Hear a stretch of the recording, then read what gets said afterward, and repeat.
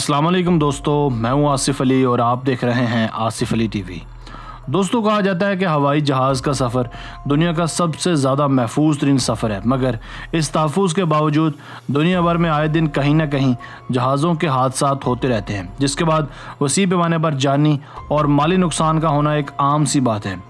इन हादसात के बाद बाज़ औक़ात जहाज़ों का मलबा रेस्क्यू कर ले जाता है, जबकि बाज़ दफ़ा इसे यूं ही अपने हाल पर छोड़ दिया जाता है। आज की वीडियो में हम आपको 5 ऐसे ही जहाज़ दिखाएंगे जिन्हें यूं ही बेयारो मददगार छोड़ दिया गया। ऐसा क्यों किया गया, इसकी तफसीलात हम वीडियो में जानेंगे। तो चलिए स्टार्ट करते हैं।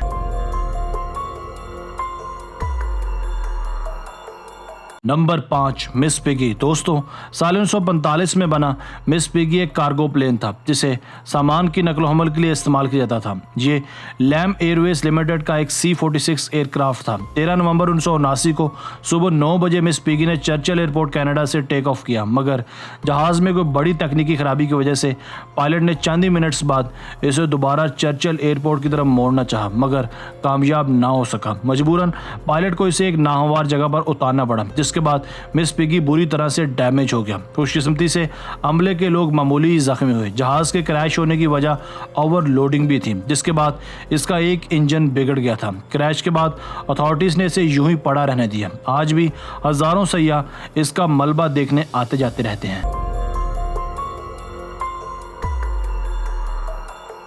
Number 4, RAF Kitty Hawk. दोस्तों, साल 2012 में मिस्र के सहारा डेजर्ट में एक तबाहशुदा जहाज़ का मलबा पाया गया।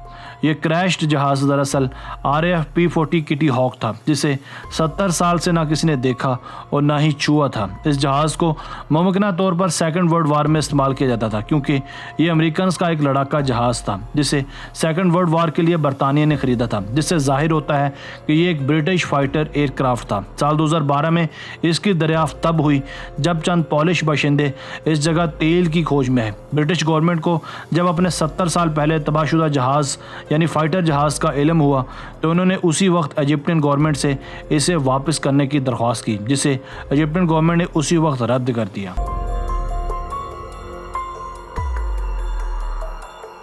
नंबर 3, टोपोलेव 154। दोस्तों, पहली नज़र में देखने से यूँ मालूम होता है जैसे ये कोई ऐसा जहाज़ है जिसने पानी में क्रैश लैंडिंग की हो और अब इसे रेस्क्यू किया जा रहा हो, मगर हकीकत इसके बरअक्स है। इसे पानी से निकाला नहीं बल्कि पानी में डाला जा रहा है। ये एक टोपोलेव 154 है।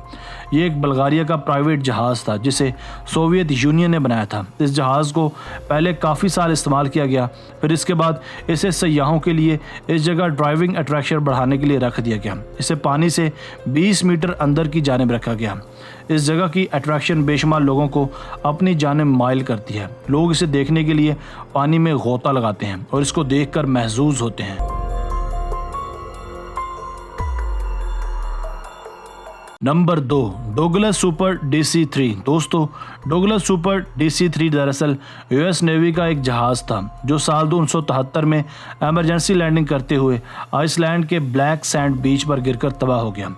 इसके गिरने या क्रैश लैंडिंग की असल वजह इसका फ्यूल का ख़त्म हो जाना था, जिसके बाद इसे मजबूरन यहाँ उतारना पड़ा। खुशकिस्मती से जहाज़ का क्रू तो बच गया, मगर जहाज़ के दोनों विंग्स टूट गए। लगभग 40 साल तक यह जहाज़ यहीं बेयारो मददगार पड़ा रहा। बिलाखिर साल 2014 में इसे एक सयाह ने देखा, इसके मुतालिक लोगों को बताया, जिसके बाद अब इस जगह सयाहों का तांता बंधा रहता है। सिर्फ यही नहीं, ये जगह अब सयाहों के साथ साथ मूवी मेकर्स के लिए भी बाइसे कशिश है। यहाँ कई मूवीज़ की शूटिंग भी हो चुकी है।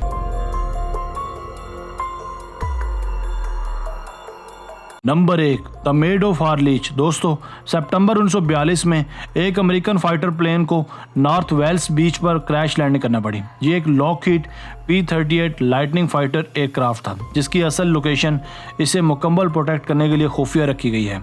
1942 में टेक ऑफ करने के बाद तकरीबन 6000 फीट की बुलंदी पर इसका एक इंजन ख़राब हो गया, जिसके बाद ये एयरक्राफ्ट अपने बेस पर वापस ना लौट पाया और इसका इस हार्लीच बीच पर क्रैश लैंड हो गया। रेत की ज़्यादती की वजह से कई दहाइयों तक ये जहाज़ किसी को भी नज़र ना आ सका।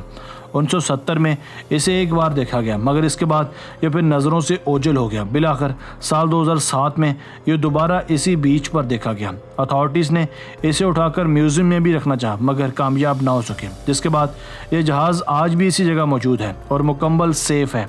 इस जगह को द मेड ऑफ हार्लीज का नाम दिया जाता है।